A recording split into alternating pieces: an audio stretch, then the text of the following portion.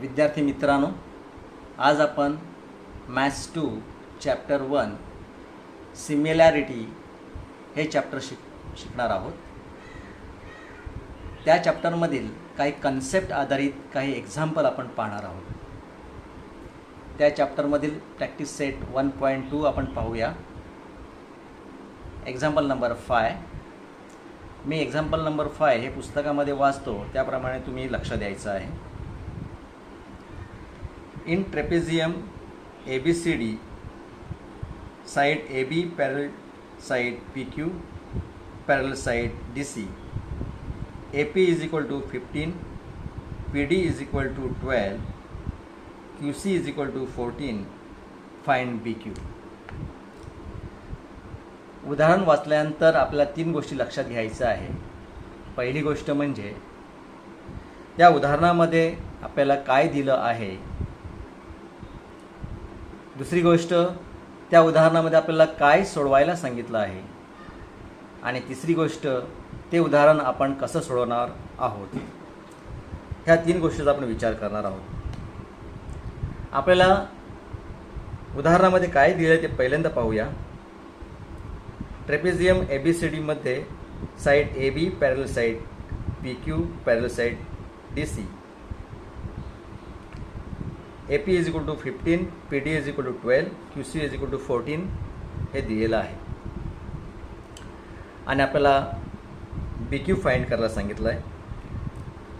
मग आपण आकृतीकडे पाहूया की आता BQ कसं फाइंड करायचं ते आपल्याला पाहायचं आहे.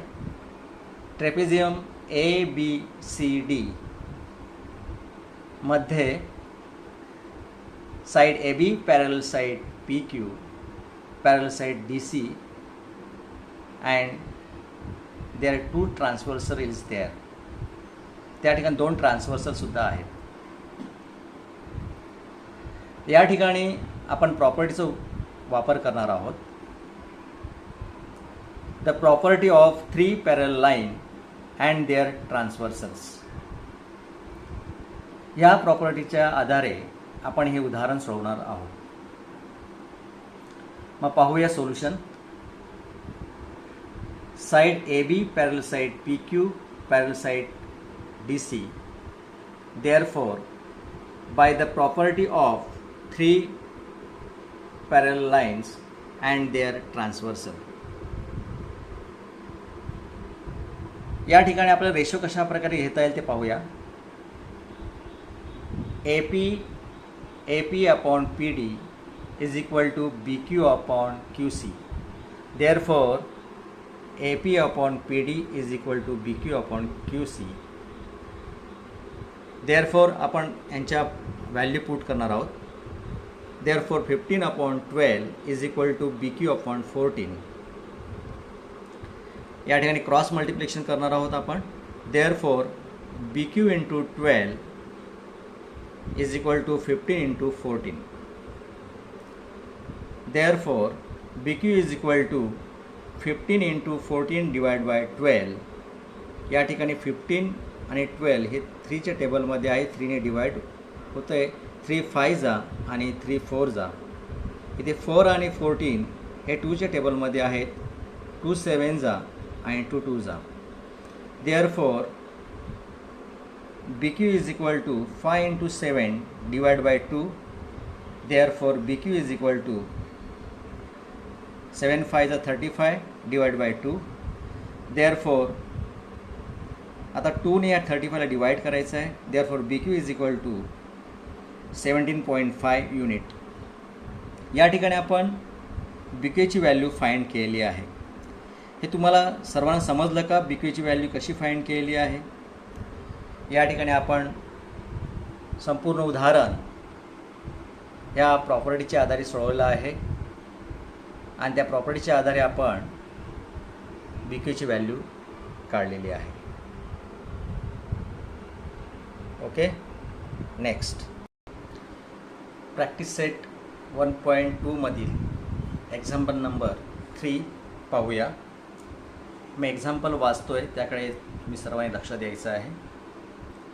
In triangle MNP, NQ is a bisector of angle N if mn is equal to 5, pn is equal to 7, mq is equal to 2.5, then find QP. आता एक्झाम्पलमध्ये आपल्याला QP फाइंड करायला सांगितलेलं आहे. मागे मी सांगितल्याप्रमाणे 3 गोष्टी लक्षात घ्यायच्या आहेत आणि त्याचप्रमाणे आपल्याला उदाहरण सोडवायचं आहे. पहिली गोष्ट, उदाहरणामध्ये काय दिलेलं आहे. दुसरी गोष्ट, उदाहरणामध्ये काय सोडवायला सांगितलेलं आहे. आणि तिसरी गोष्ट, उदाहरण कसं सोडवायचं आहे.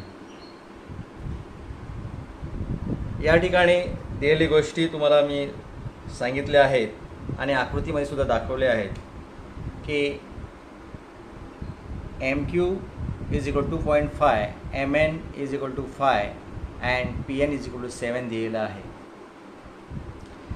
डायग्राम पाहताना आपल्या लक्षात येईल की ट्रायंगल MNP मध्ये रे NQ हा बायसेक्टर आणि रे NQने बायसेक्ट केलेला आहे अँगल MNP. त्यावरून तुमच्या लक्षात येईल की या ठिकाणी आपल्याला अँगल बायसेक्टर थेरम इथे वापरायचा आहे. मग तो थेरम काय आहे? The theorem of angle bisector of a triangle. त्यानुसार आपल्याला रेशो घेता येईल MN upon PN is equal to MQ upon QP. असा रेशो घेऊन आपल्याला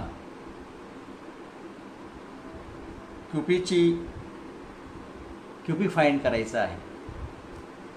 मग पाहूया सोल्युशन.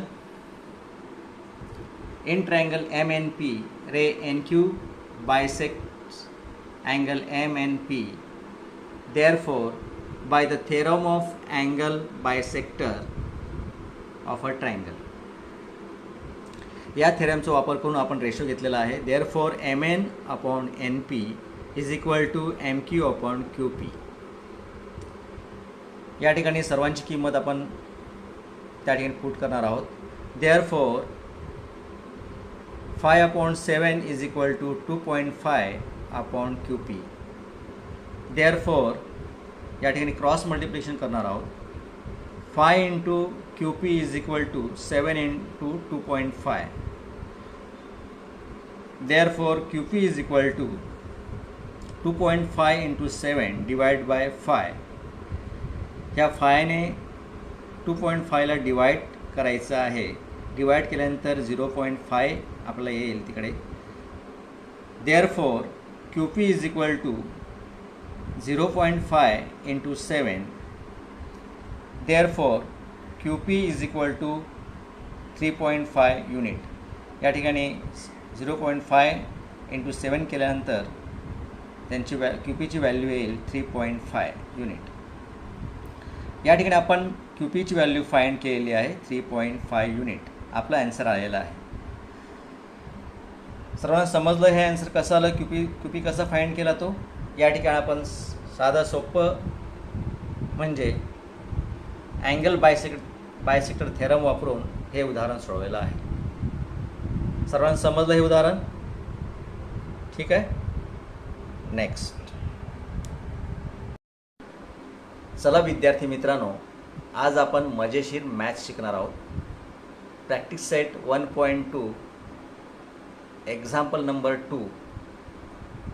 मी एक्झाम्पल नंबर 2 हे वाचतोय, त्याकडे लक्ष द्या. In triangle PQR, PM is equal to 15, PQ is equal to 25, PR is equal to 20, NR is equal to 8. State whether line NM is parallel to side RQ or not. Give reason. मी मागे सांगितल्याप्रमाणे या उदाहरणात सुद्धा 3 गोष्टी लक्षात घ्यायच्या आहेत. पहिली गोष्ट, या उदाहरणामध्ये आपल्याला काय दिलेलं आहे ते पाहायचं आहे. दुसरी गोष्ट, या उदाहरणामध्ये आपल्याला काय सोडवायला सांगितलेलं आहे. आणि तिसरी गोष्ट, हे उदाहरण आपण कसं सोडवणार आहोत. आपल्याला सोडवायला सांगितलेलं आहे state whether line NM is parallel to side RQ or not. हे जर आपलं सिद्ध करायचं असेल तर या आकृतीमध्ये हा रेशो जो दिसतोय PN/NR, ह्या रेशोची किंमत आणि PM/MQ या रेशोची किंमत जर समान आली तरच line NM parallel to side RQ होऊ शकतं. मग त्यासाठी आपल्याला PN ची किंमत काढावी लागणार आहे आणि MQ ची किंमत काढावी लागणार आहे. सोल्युशनमध्ये पाहूया ती आपल्याला कशी काढता येईल. या ठिकाणी PM ची किंमत दिली आहे 15, PQ बरोबर 25, PR is equal to 20, NR is equal to 8 हे आपल्याला डायग्राममध्ये दिलेलं आहे. त्यामध्ये आपल्याला पहिल्यांदा PR घेऊन PN ची किंमत काढूया. PR is equal to PN plus NR, त्याचं रिझन आहे P'(N')R. Therefore 20 is equal to PN plus 8. Therefore 20 minus 8 is equal to PN. Therefore PN is equal to 12. आपण PN ची किंमत 12 काढलेली आहे. आता आपल्याला MQ ची किंमत काढायची आहे. त्यासाठी PQ is equal to PM plus MQ, त्याचं कारण आहे P'(M')Q. Therefore 25 is equal to 15 plus MQ. Therefore 25 minus 15 is equal to MQ. Therefore MQ is equal to 10. या ठिकाणी आपण PN ची किंमत आणि MQ ची किंमत काढलेली आहे. आता आपण पहिला रेशो काढणार आहोत. त्या ठिकाणी आहे PN/NR इज इक्वल टू 12/8. 12 आणि 8 हे 4च्या टेबलमध्ये आहेत, पण इज इक्वल टू 3/2. दुसरा रेशो आहे PM/MQ इज इक्वल टू 15/10. 5च्या टेबलमध्ये 15 आणि 10 आहेत, म्हणून 5 3 आणि 5 2 3/2. या ठिकाणी दोन्ही रेशो आपण काढलेले आहेत, रेशो 1 आणि ratio 2. In triangle PQR PN/NR is equal to PM/MQ हे आपण या ठिकाणी किंमत काढलेली आहे आणि ते सिद्ध झालेलं आहे. Ratio 1 and ratio 1 and ratio 2. मग दोन्ही रेशो आपल्याला समान आहेत. मग या ठिकाणी जर दोन्ही रेशो समान आलं तर त्या ठिकाणी आपल्याला by converse of basic proportionality theorem, ह्या थेरमनुसार line NM parallel to side RQ सिद्ध होतं. अशा प्रकारे आपण line NM parallel to side RQ ही सिद्ध केलेलं आहे. तुम्हा सर्वांना कळलं का हे उदाहरण?